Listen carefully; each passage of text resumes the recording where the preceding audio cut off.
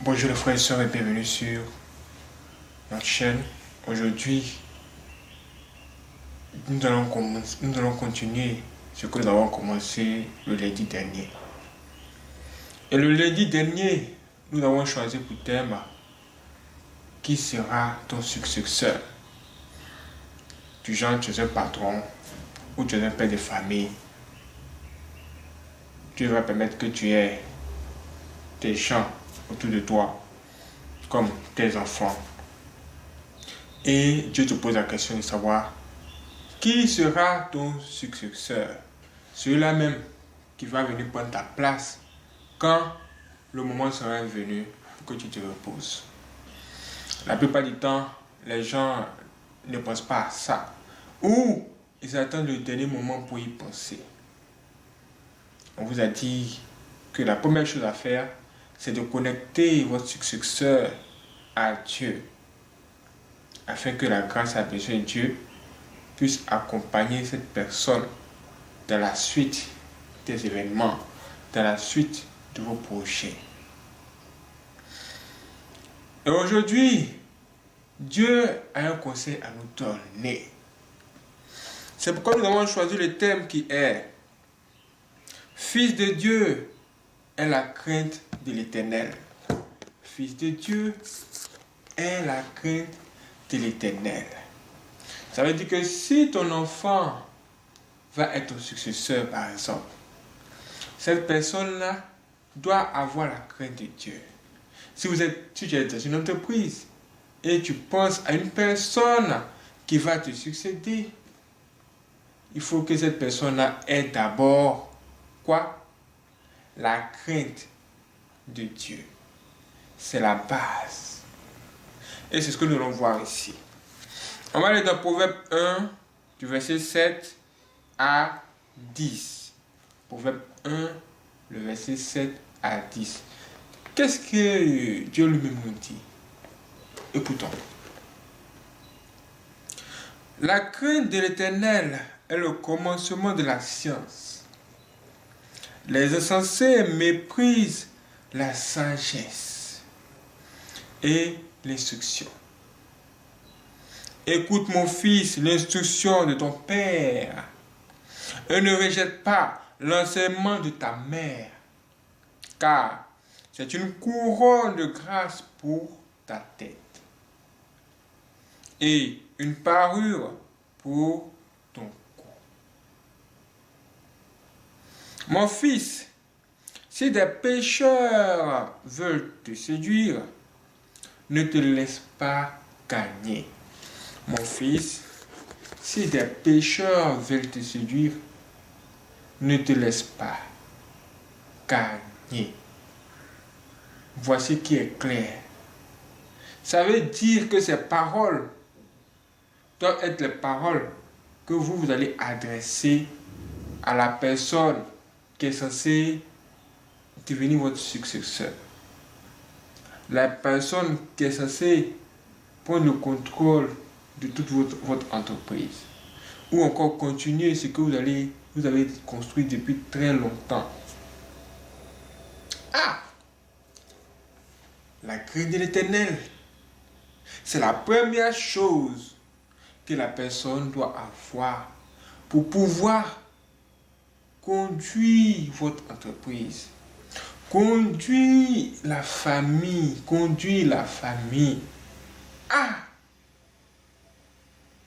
Et ça, c'est très important. Même Salomon a demandé un truc qui se rapproche de ça. Quand il a rencontré Dieu, Dieu lui a dit, demande-moi tout ce que tu veux. Qu'est-ce qu'il a dit? Il a dit, Seigneur, j'ai besoin que tu me donnes ton intelligence pour que je puisse gérer tout ce peuple vraiment grand. Avec quoi? Avec justice. Il a vu ce que son père lui a laissé. Il s'est dit que s'il veut vraiment bien faire son travail, s'il veut vraiment bien continuer ce que son père lui a laissé, il va falloir que lui il est en premier lieu l'intelligence de Dieu. L'intelligence. Il faudrait qu'il ait quelque chose vraiment de spécial. Et Dieu était devant lui, c'est ce que lui a demandé. Dieu a approuvé. Dieu a été d'accord avec ça. Et il lui a même donné la sagesse et beaucoup d'autres choses qui vont l'aider à continuer le travail que son père David avait déjà commencé. Qui sera ton successeur? Ça, c'est la suite. Dieu dit au successeur, maintenant, écoute mon fils, aie la crainte de Dieu. C'est là que tout commence. Si tu veux avoir du succès, il faut avoir la crainte de Dieu. C'est ça la base. C'est là que tout commence. La crainte de Dieu. Et quand tu as la crainte de Dieu, tu pourras être droit maintenant. Droit. Voici une situation qui se présente. Ah, qui a tort, qui a raison? Tu vas te donner son intelligence, sa sagesse, un bon esprit de discernement pour examiner les situations afin de pouvoir trancher. Quand tu rends un bon jugement, tout le monde te dit, waouh, cet homme a eu la crainte de Dieu, Dieu lui a donné la sagesse, l'intelligence, quoi. Sans doute cette personne pourra prendre la relève. Là, maintenant, celui-là même qui a besoin d'un successeur doit, au préalable, mettre sur pied toute cette histoire pour pouvoir enseigner, éduquer la personne qui va le succéder. Donc ce dernier va maintenant réfléchir sur qui on va transmettre toutes ces connaissances. Là, on va dire d'abord Dieu. D'abord Dieu. Cette personne doit transmettre Dieu d'abord à son successeur. Tu as un enfant, tu as une plantation. En général, les gens disent qu'ils mettent des enfants au monde pour travailler dans les plantations. C'est intéressant. Mais la première chose que Dieu te demande de faire, c'est de mettre en contact l'enfant ou encore ton successeur.